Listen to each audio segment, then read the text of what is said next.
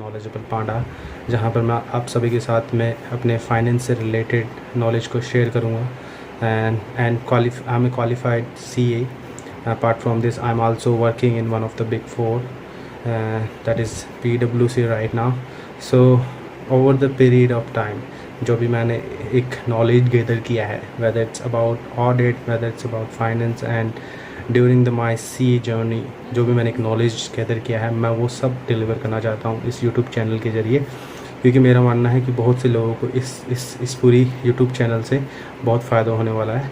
सो मैं ज़्यादा वक्त बर्बाद नहीं करूँगा, और क्योंकि if you like my video, just hit the like button and subscribe the channel for the more updates about these knowledgeable series that I'm going to put in future for the sake of benefit of every person. So now today I'm just speaking one of the topic that is called time value of money in finance. करते हैं कि what is the concept of time value of money. So पहला चीज़ क्या होता है कि किसी भी चीज़ की वैल्यू जो आज है वो फ्यूचर में हमेशा कम होगी। मेरा कहने का मतलब है आज जो there is one more concept called thing is called by the definition of Warren Buffett, that is called one bird in hand is better than two in a bush. It means कि जो आज हमारे हाथ में है उसकी value हमेशा कल होने वाले से ज़्यादा होगी। इसका मतलब ये कि आज 1 रुपये की वैल्यू जो 1 रुपये है वो होगा कि कल को या 1 साल बाद उसकी वैल्यू 0.80 हो या 0.90 हो। तो पहला कॉन्सेप्ट ये होता है। सो इसकी वजह से टाइम की वैल्यू हमें समझनी पड़ेगी।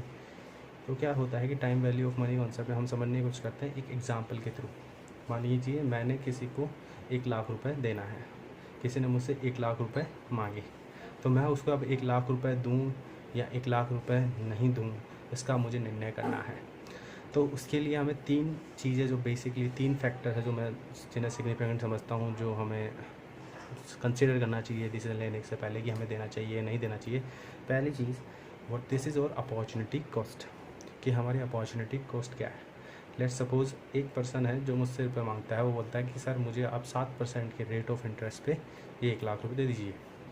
वहीं at the same time if the bank says that I will that you can fix deposit that 1 lakh rupees with the bank and you can get a similarly 7% return from the bank, then my question is कि मुझे उसको ये पैसा देना चाहिए या नहीं देना चाहिए। Okay, so first thing we will consider this is opportunity cost. So this is the very much concept I will say to this person कि भाई मुझे आपको 1 लाख रुपये क्यों देना चाहिए, अगर यही सेम 7% मैं अगर FD के थ्रू बैंक से ले सकता हूँ जहाँ पे मेरा पैसा सेफ है, my investment is safe there, but if I give to this person there is some certain risk associate. आगे बढ़ाते हुए अभी इस नतीजे पहुँचते हैं कि ऐसे क्या क्या रिस्क एसोसिएट है उस व्यक्ति के प्रोफाइल से जिसे हमें अब कंसिडर करना चाहिए। मैंने ये तो कंसिडर कर लिया कि 7% रेट ऑफ रिटर्न तो मैं मिनिमम एक्सपेक्ट करता हूँ as a investment alternative, because I can get the same investment return from the bank if I invest in my FD। So अगर मैं उस व्यक्ति को देता हूँ तो क्या क्या और चीज़ें हैं जिसके लिए मैं उससे अमाउंट परसेंटेज ऑफ रिटर्न मांगूंगा, जैसे कि कॉस्ट ऑफ बैंक्रप्सी। मानो मैंने आज 1 लाख रुपए दिए और 1 साल बाद में अगर वो व्यक्ति बैंकक्रप्ट हो जाता है तो मेरा पैसा डूब जाता है, ठीक। तो उसके लिए मैं उससे I will ask more spread that is called 0.5%। Okay, so now my rate of return is 7.5% from that particular person. अभी क्या होता है, दूसरा एक और चीज़ होता है postponement of income, that is कि deferment of consumption of particular amount. अगर आज मैं एक फ़र्नीचर ख़रीदता हूँ 1 लाख रुपए के साथ में, हो सकता है मेरा एक पूरा सोफ़ा सेट आ जाए, लेकिन 1 साल के बाद में अगर मैं फ़र्नीचर ख़रीदता हूँ उस सेम फर्नीचर के मुझे 1,20,000 रुपये देना पड़ेगा, ठीक है। तो फिर एक और कंपोनेंट उसे मुझे मांगना पड़ेगा, that is 0.5% more I can expect that from person to pay me because I am just postponing my consumption. So ये एक और चीज़ हो गई।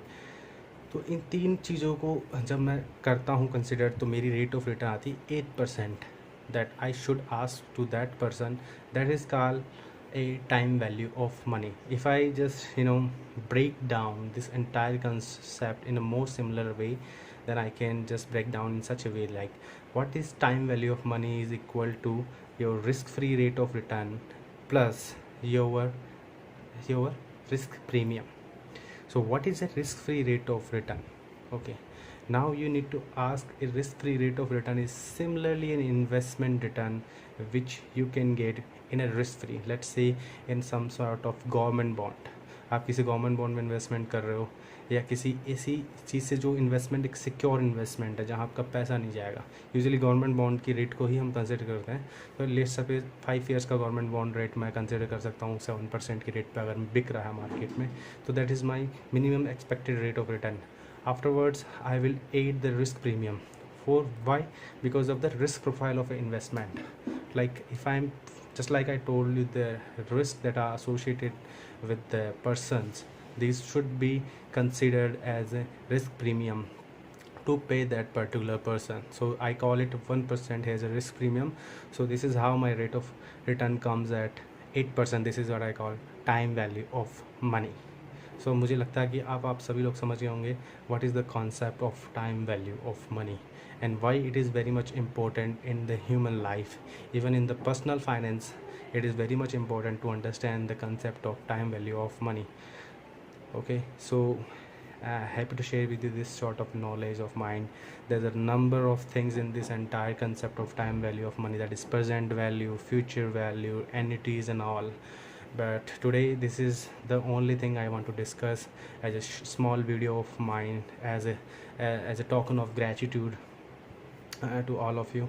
So happy learning with you, happy learning guys, and if you like this video, please like and subscribe and support me for making more videos, and thanks for watching it. Bye guys.